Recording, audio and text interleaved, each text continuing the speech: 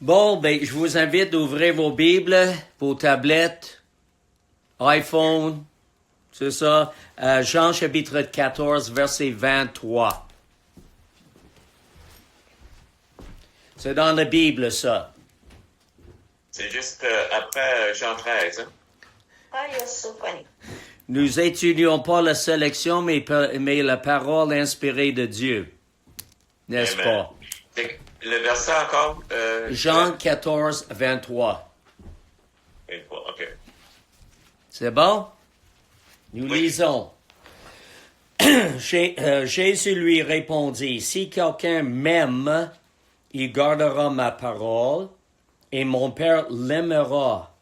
Nous viendrons à lui, et nous ferons notre demeure chez lui. Je souligne, et mon Père l'aimera. OK? Jean chapitre 16, verset 27. On commence avec le verset 23. En ce jour, vous demanderez en mon nom, et je ne vous dis pas que je prierai le Père pour vous, car le Père lui-même vous aime, parce que vous m'avez aimé, et que vous avez cru que je suis sorti de Dieu. C'est quel verset, ça? Jean chapitre 16, verset 27 surtout. Car le Père lui-même vous aime. Il parle bien sûr à ses disciples. Et le dernier verset, pour le début, Jean chapitre 17 et le verset 23. Et on va commencer avec le verset 22. Jean 17, 22. Je leur ai donné la gloire que tu m'as donnée, afin qu'ils soient un, comme nous sommes un. Moi en eux, et toi en moi, afin qu'ils soient parfaitement un, et que le monde connaisse que tu m'as envoyé, et que tu les as aimés comme tu m'as aimé. Wow!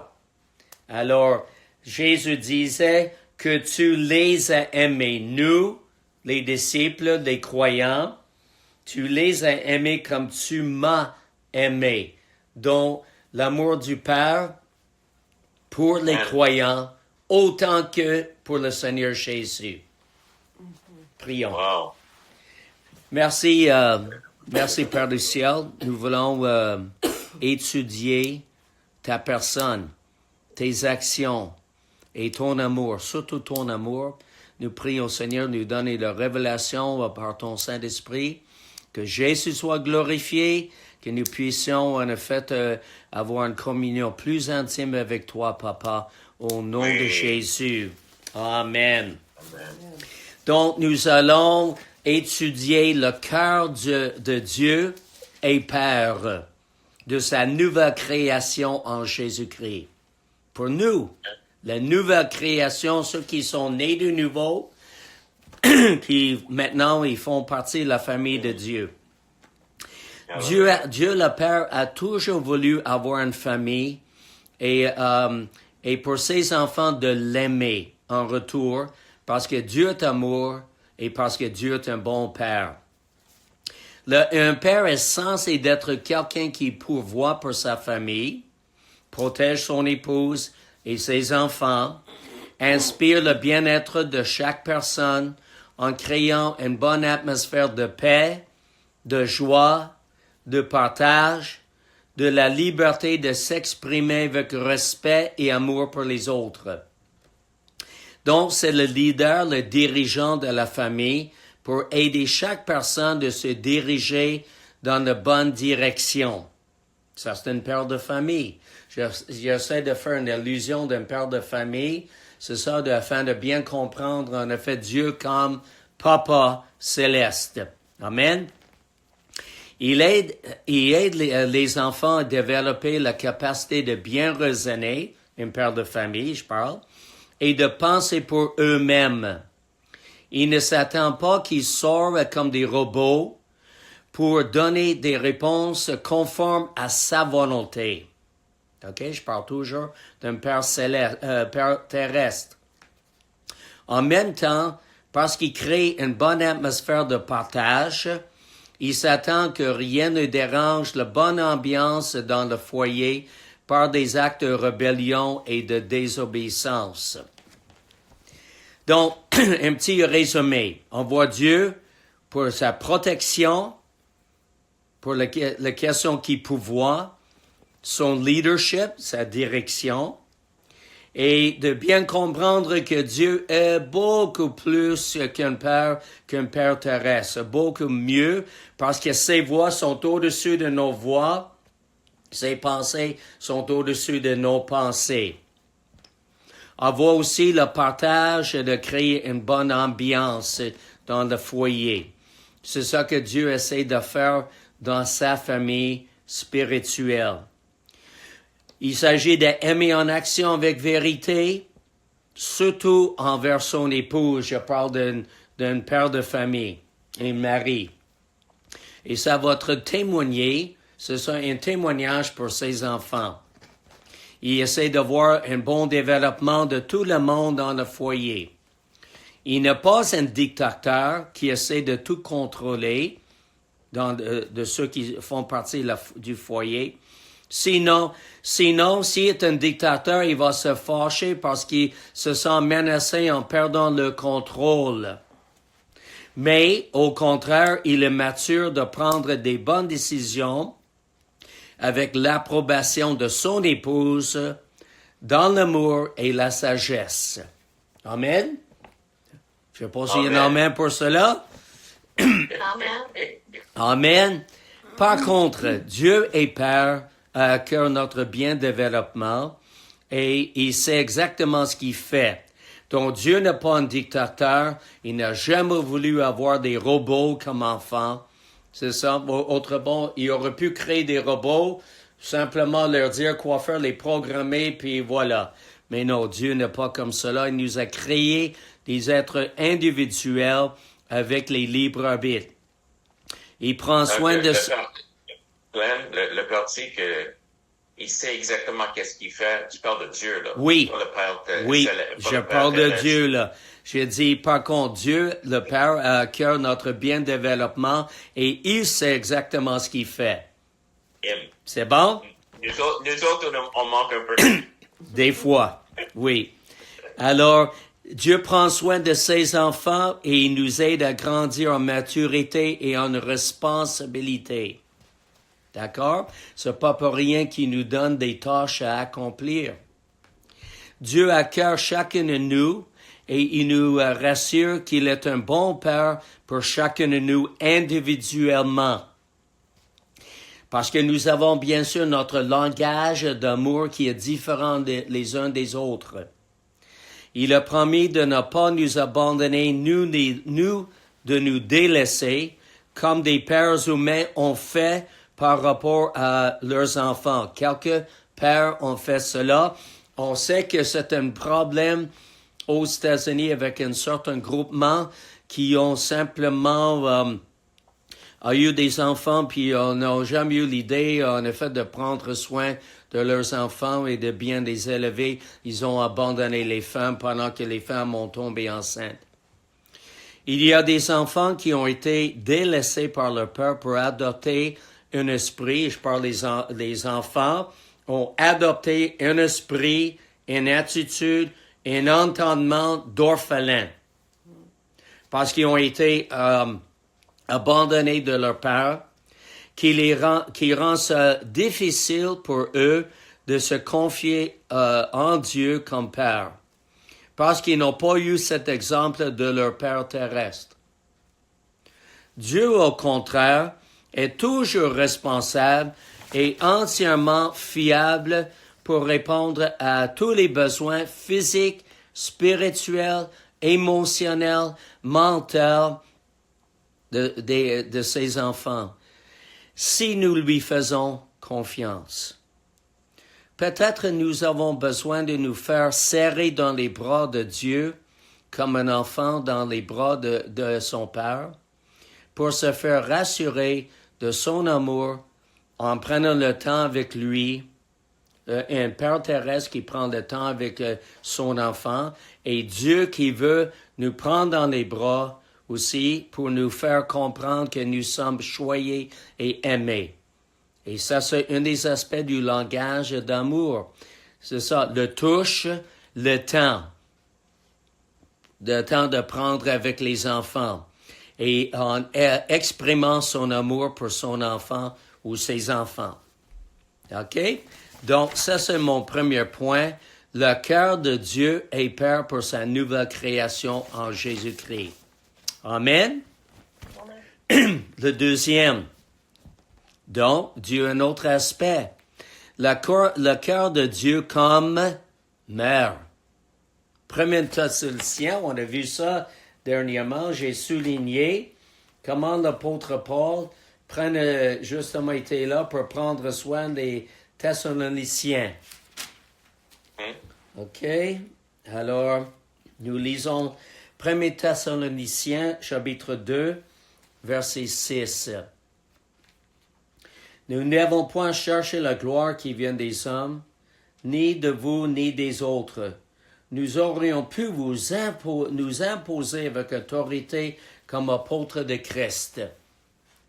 Il avait tout le droit de faire cela, mais contre le contraste, au contraire, nous avons été pleins de douceur au milieu de vous. De même que nourrice prend un tendre soin de ses enfants, nous aurions voulu dans notre vive affection pour vous. Voyez-vous, en effet, son amour, justement, la tendresse qu'il avait, en effet, pour les Thessaloniciens. Non seulement vous donner l'évangile de Dieu, mais encore notre propre vie, tant que vous nous étiez devenus chers. Et l'apôtre Paul, il agissait par l'amour que Dieu lui donnait dans son cœur. Amen. Et que ça, c'est de l'amour de Dieu, comme Dieu qui a des traits de mère en dedans de lui-même, celui qui a créé les mères, dont il a un cœur comme mère pour ses enfants. Et qu'est-ce qu'elles font les mères? Nourrir les enfants. En prendre soin. Exercer une tendre affection pour ses enfants. Protéger. Comme une mère protège ses enfants. On va voir ça souvent pour les mères poules qui protègent les poussins lorsqu'ils sont en danger. On a entendu parler d'illustration, il y avait un feu qui s'en venait, puis justement, la mère a mis, on a fait les poussins dans la terre, en dessous d'elle, puis elle, le feu a passé, elle a été brûlée, mais les poussins ont été sauvegardés. Parce qu'elle a protégé la vie de ses poussins. Et donc, donner la vie. Donner de son temps. C'est ça, vraiment, choyer l'enfant selon le langage d'amour qu'une mère aussi, et un père devrait faire la même chose, apprendre c'est quoi le langage d'amour de l'enfant et puis le choyer de cette façon-là. Nous savons qu'une de nos filles, son langage d'amour, c'est des dons. Alors, qu'est-ce qu'elle aime faire? Elle aime donner des dons aux autres. C'est ça. D'autres, c'est la touche, c'est de l'affection. D'autres, c'est prendre le temps. D'autres, c'est des paroles réconfortantes puis rassurantes. C'est tout le langage d'amour. Ça vaut la peine vraiment étudier ces choses, découvrir en effet le langage d'amour de chaque enfant et de l'exercer continuellement. Et Dieu veut faire ça. Dieu fait ça pour nous lorsque nous voulons avoir cette communion intime avec lui. Oui. Faire de son possible pour le bon développement de son enfant, voici à quoi s'engage une bonne mère. L'instruction par les livres des chants et impartir, ça c'est un mot que plusieurs ne comprennent pas, là. Communiquer, transmettre la sagesse et le bon raisonnement. Éduquer, bien éduquer un enfant.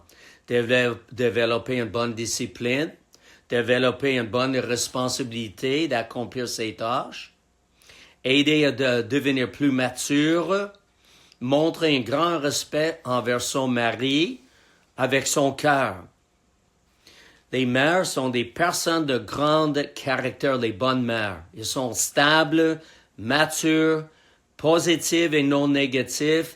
Ça veut dire ils sont des mères de foi, qui ont la foi dans le Seigneur. Et Dieu agit comme une bonne mère quand c'est nécessaire envers ses enfants. Pas juste comme un père, mais comme une mère pour en prendre soin avec une tendresse pour nous, ses enfants. Il agit donc avec les traits de mère envers nous. Comment est-ce que vous voyez Dieu dans vos pensées, dans votre esprit ce matin? Est-ce que Dieu est infidèle? Ou est-ce que Dieu est fidèle? Est-ce que Dieu est un bon père? Ou est-ce qu'il n'est pas fiable? Et pourquoi est-ce que vous avez cette perspective concernant Dieu? Est-ce qu'il y a des bons traits de mère lorsque c'est nécessaire pour nous? Ou est-ce que Dieu est une courailleuse, un drogué qui court après sa drogue pendant que ses petits-enfants dorment? Nous avons expérimenté cette expérience, un événement. Il y avait à côté de nous, malheureusement, dans le passé, il y avait une mère qui était toute seule, une mère mère toute seule, puis voilà, elle est partie pendant qu'elle a mis ses enfants au lit. Un bébé, c'est ça, puis ensuite une petite fille qui avait à peu près 2 ans. La fille de 2 ans s'est réveillée pendant la nuit, elle a traversé, elle a cogné à notre porte, puis Linda a découvert, mon épouse a découvert en effet que la mère est partie et qu'il était vraiment inquiète parce que la mère n'était plus là. Elle a vérifié, puis le lait qui était en effet dans la bouteille du bébé avait des cernes, on dit? Des rances. Des rances, oui, ben c'est ça. Des rances, justement. Alors, pas du bon lait, mais les laits, en effet, pourris, justement. Et malheureusement, on a été obligé, c'est ça, Linda a pris la décision d'appeler la protection de la jeunesse. C'est ça, parce que la mère, malheureusement, avait des problèmes, soit d'alcool, drogue ou voilà. Puis après cela, en effet, quelques années après cela, Linda l'a rencontré dans un centre d'achat, puis elle a remercié que Dieu, qu'elle a fait cela, justement, pour que les enfants soient mis entre les mains, en effet, de quelqu'un qui était plus responsable parce qu'il était malheureusement pas en moyen de faire cela. Ça va? Amen. Alors, et nous avons prié, en effet, pour cela. Alors, Dieu est toujours là comme père et comme mère lorsque c'est ça ce qu'il nous faut.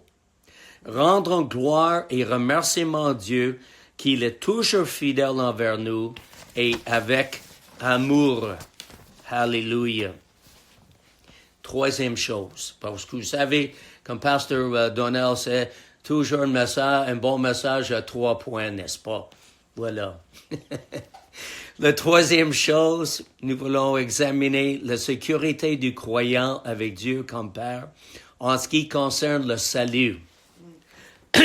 Dieu ne met jamais dehors de sa famille, nous ne met jamais dehors en famille lorsque nous commettons des péchés.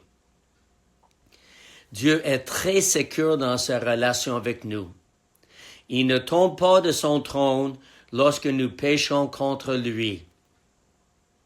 Alléluia.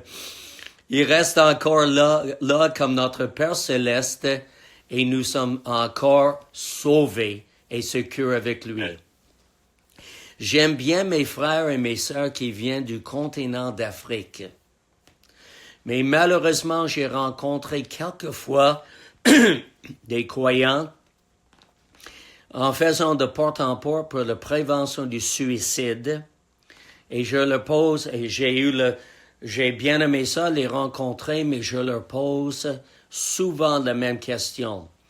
Est-ce que nous pouvons perdre le salut? Et la plupart me disent oui. Il y avait une madame croyante, chrétienne, qui m'a dit, oui, si on ne se rend pas, on s'en va en enfer. Quelqu'un qui croit cela ne connaît pas le Père Céleste comme il faut. C'est ça que je crois. Si un enfant commet un péché et ne se rend pas, Dieu ne mettra pas dehors de sa famille. N'est-ce pas? Non, pas du tout. Un enfant de Dieu qui n'est pas repentant, il est secure dans sa relation avec Dieu comme son Père. Par contre, il perd sa communion avec son Père céleste et le Saint-Esprit est attristé. Mais en même temps, il reste toujours sauvé. Une des croyantes m'a dit, demeurions-nous dans le péché afin que la grâce abonde loin de là. Elle m'a cité ce verset-là. J'ai dit, non, nous voulons pas vivre dans le péché afin que la grâce abonde loin de là, mais ça ne change pas la sotériologie, la doctrine du salut, que nous sommes sûrs dans la famille de Dieu comme enfants. Alléluia. Alors, je vous pose encore la même question ce matin, vous qui regardez et écoutez. Lorsque nous péchons, est-ce que Dieu nous met dehors de sa famille?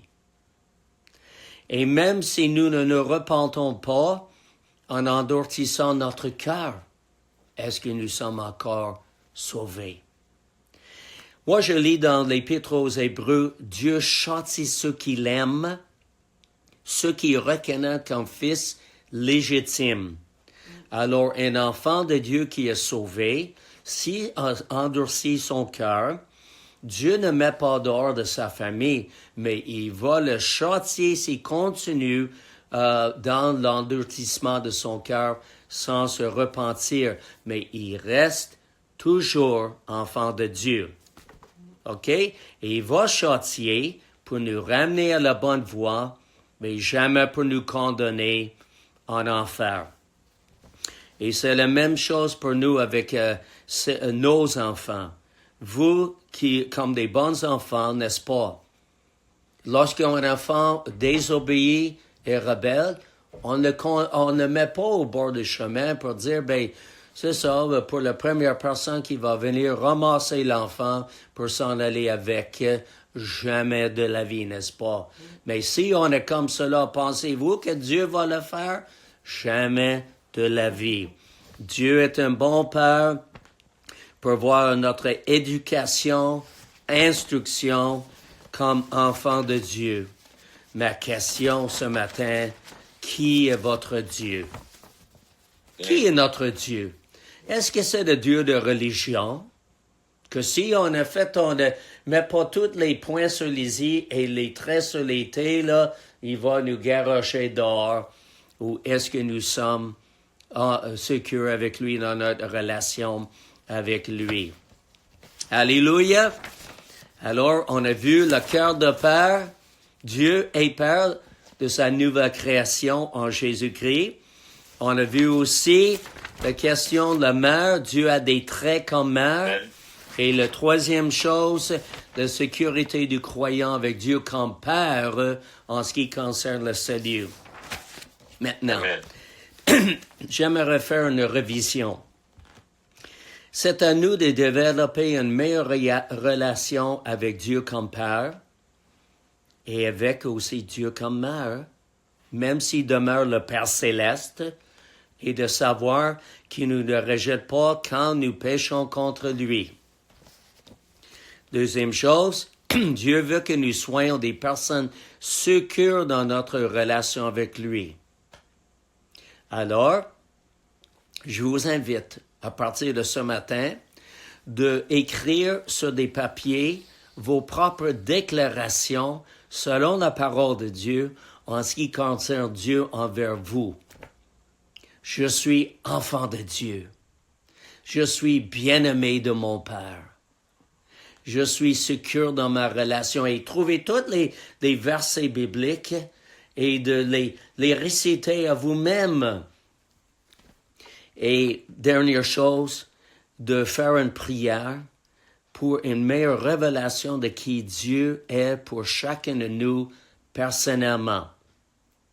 Et c'est ce que j'aimerais prier, à moins que vous avez des commentaires. Je prie, Seigneur, que nous ayons une relation plus intime avec toi. Nous puissions te comprendre combien que tu es un bon Père pour nous, combien que tu as des bons traits de mère aussi envers nous. Merci pour ta tendresse. Merci que tu pourvois pour nous, tu nous protèges. Merci, tu t'occupes de nous continuellement. Merci, Seigneur, que tu es fidèle envers nous. Tu es fiable. Seigneur, nous prions que tu nous donnes une meilleure révélation de qui tu es envers nous et que nous puissions prier pour ces choses et que nous puissions déclarer qui tu es envers nous, Seigneur, selon ta parole, et que nos vies soient transformées de gloire en gloire, que nous soyons transformés dans nos cœurs de savoir que tu es là pour nous en tout temps. Seigneur, même si on est dans la désobéissance, nous restons dans ta famille. Seigneur, merci que tu es fidèle à notre égard. Amen. Que ton nom soit glorifié au nom de Jésus. Amen. Et je vous invite, si vous comprenez en effet l'anglais, je ne sais pas s'il a été traduit en français, c'est Jack Frost qui est maintenant avec le Seigneur. Il a expérimenté l'étreinte du Père, le câlin de Dieu, n'est-ce pas? Dieu qui veut nous prendre dans ses bras et nous faire comprendre là qu'il est là pour nous en tout temps. Alléluia. Amen. Merci. Gloire à Dieu. Commentaire? Encore? Commentaire? Ça fait toujours du bien de se faire rappeler l'amour de Dieu, de notre Père, ça fait toujours du bien. Oui. C'est exactement ça que j'allais dire. Oui. Toujours du bien. Oui. Puis de méditer là-dessus aussi, là, tu sais, de garder ça vivant dans notre cœur. Là. Oui. Amen. Amen. Puis le côté de le cœur de la mère, Oui. la tendresse de Dieu. Et du mot, je rappelle que on avait, c'est quoi le nom, le chinois qui venait Yang? Chang, celui qui est propriétaire. Philippe Chang, c'est ça. Puis lui, la manière qu'il voyait la création de l'homme, c'est que Dieu est en train de se pencher, parce que s'il a soufflé dans ses narines, il approchait vraiment proche de l'homme. Oui. Il y avait une image de vraiment de tendresse et et je crois que c'est ça le cœur du Père, le cœur de la mère. Mais on voit en Dieu. Oui. C'est ça. Oui. Vraiment en train de... Ça, c'est bon. Ça. Amen. Oui. Amen. Puis comment quoi? Puis le troisième partie, est-ce que tout le monde est confortable avec ça? Troisième, Comme salut. Pour le salut. oui. Le salut, On est sécure avec Dieu. Oui, oui, c'est ça. absolument. Est-ce que c'est ça qu'on vit? Oui. Bonne question. Je pense que le plus grand de la plupart des chrétiens, c'est ça. C'est ça. Voici qu'est-ce que la Bible dit. Voici qu'est-ce que le Seigneur dit. Mais on a un accusateur. Oui. Oui, Puis il veut mettre ça en doute. Moi, je sais que je sais que tu peux pas perdre ton salut. Oui. Il n'y a pas de moyen. Oui. Je crois, personnellement, quelqu'un peut le rejeter. oui. Hein? C'est vrai. Hébreu, C'est juste ça. Il faut que quelqu'un... Autrement, tu te lèves pas un matin et dis, « Il me semble que je l'avais. Je l'ai perdu. » Non. Je crois qu'il y a des personnes qui... Le mot qui est utilisé, c'est rebelle. Ça veut dire que c'est conscient contre. Mhm. Puis ils ont été contre Dieu. Et la première de ça, c'est Satan.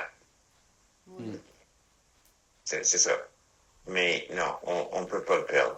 Puis on peut pas. Et c'est ça que l'autre chose, cette crainte qui est mise. Donc j'apprécie, Glenn. Merci d'avoir partagé ça. Amen. Tous les trois, c'est que on est sécure dans nos familles, Oui. tu sais, Oui. et avec nos parents. Donc, on a tous fait des coups pendables comme enfants. Excepté Margie, qui était toujours bonne. J'ai toujours été sage. Elle a pas fait du trouble. Elle comprend pas le Mais c'est vrai qu'elle était très bonne. Mais c'est ça. La plupart de nous, on a fait des choses cool, pendables, et Dieu, notre famille était toujours là avec nous. Puis c'est ça. Amen. Amen. D'autres choses qu'on veut partager? Merci, Glenn. C'était excellent. Merci beaucoup. Puis, pour le livre, Frost, c'est excellent sur l'amour du Père. Je l'ai bien aimé. Pas celle-là, moi je l'ai lu. C'est quoi l'autre qui avait écrit? C'est sur le même sujet, mais Oui, il y avait un autre. Est-ce que c'est écrit en arrière? Je sais pas. En tout cas. De l'esclavage à l'état d'enfant? Je sais pas. Ouais, OK, restaurer l'amour du Père.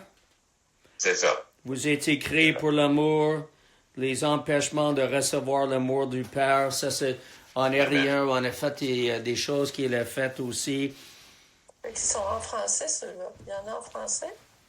Je sais pas Je vraiment. crois. Non, c'est parce que tu Je dis crois. les titres. Tu dis les titres en français. Non, je Ok. les traduis. En effet, Ok, ils non, sont mais je te en crois. anglais. Ok, Oui, ok. c'est ça. Puis processing the Father's love.